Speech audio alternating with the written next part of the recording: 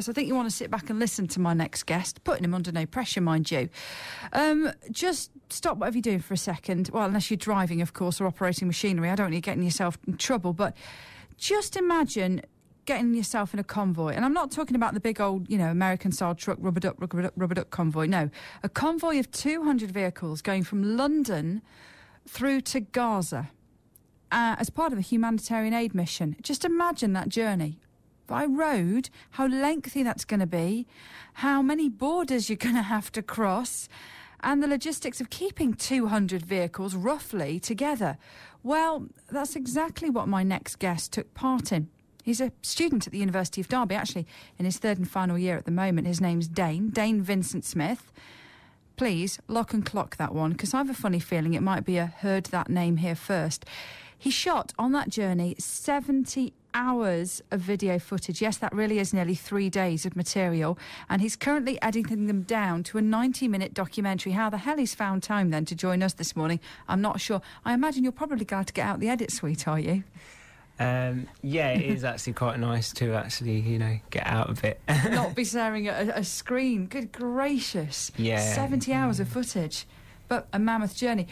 Just to explain, you're on the film studies course. Here's me thinking that would involve a lot of dissection and analysis and watching films, but there's obviously a very practical side to this. And yeah, well, the courses that I've picked, that I've been on, firstly, when I did my national diploma before, and this degree, are more vocational, okay. And they're more kind of hands-on, and that's what I wanted to do. So, and before I got involved in this documentary, I made a documentary about homelessness back in my hometown in Leicester. You see, that's more the sort of thing I'd expect, Dane, where you're on location in almost familiar territory and you're exploring a subject matter close at hand.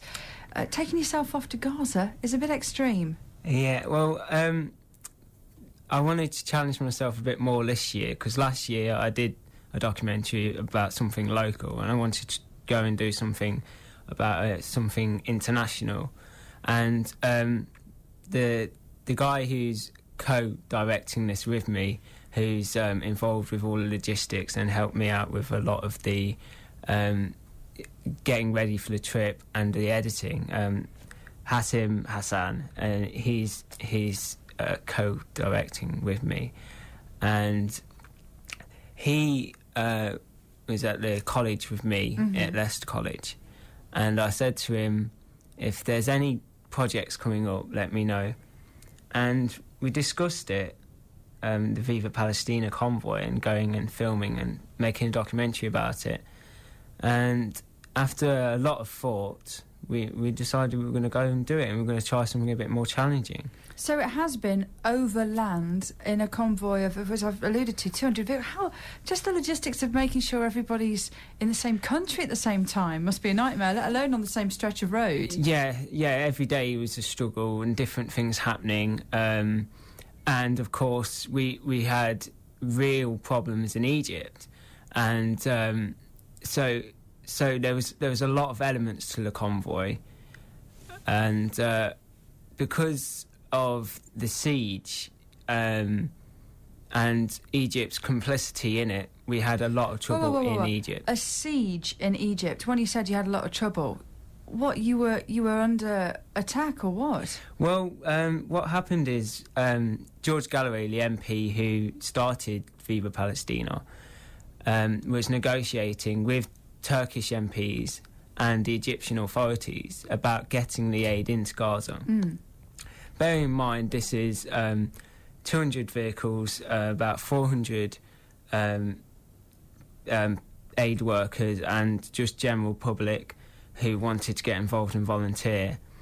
There was life support machines, crutches, a lot of medicine, a lot of aid. And in the negotiations, the Egyptian authorities said that they didn't want 50, I think it was about 53 vehicles that they didn't want to go through. They wanted them to go through Israel.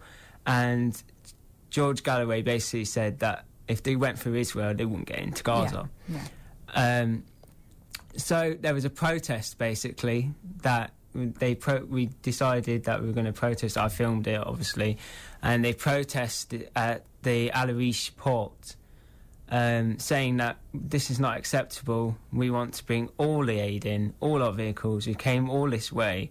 We've not came all this way, you know, to not get everything in. Was there any logic? Was there any explanation as to why they didn't want those particular, a quarter of the convoy to come through? Was it the contents of the vehicles? Were they just trying to throw some authority? Were they trying to side with the Israel? What was going on? No, but I think it was just a way of trying to grind us down. Right.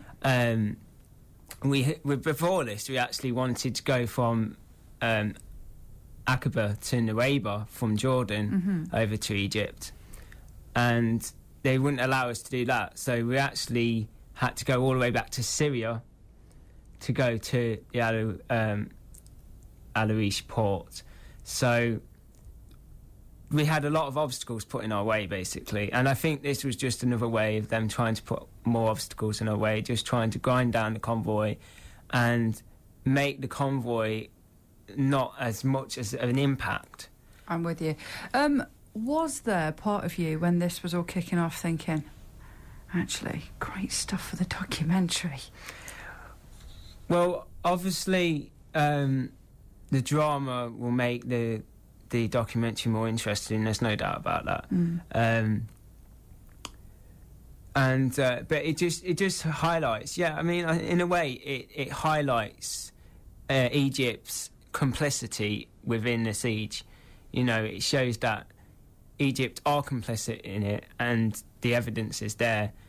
And I filmed, you know, riot police together with plainclothes people throwing massive rocks at the convoy, and 50 people were injured on the convoy.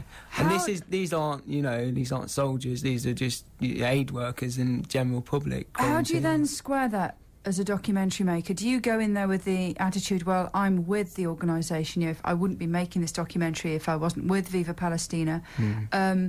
Did you then, are you able to make approaches to the Egyptian authorities for separate interviews? Did you take the decision that, actually, I'm doing this documentary from this viewpoint and therefore I'm just following this side of the story? How do you work that as a filmmaker? As a student, at this stage of, like the early stage of my career, there's only so many options open to me anyway. But researching a lot into Israel-Palestine beforehand, I did want to approach this from the angle of people trying to break the siege, to highlight the siege, and that was the aim of the documentary, to show a humanitarian aid convoy going to take this much-needed aid, but also, more importantly, the solidarity and the and what it represents, breaking the siege. So yeah, there's a certain angle that I'm coming at with my documentary, and I'm aware of that, and I was aware of that before I did it, and yeah, that was your focus. Yeah. Well, look, we're going to break for some music. We're going to return to chat to Dane a little bit more about what it was like when they eventually arrived in Gaza, and of course what will happen now that he's got this footage, and hopefully when the documentary is all pieced together. First though, Bob Marley and the Wailers, One Love, People Get Ready on BBC Radio Derby.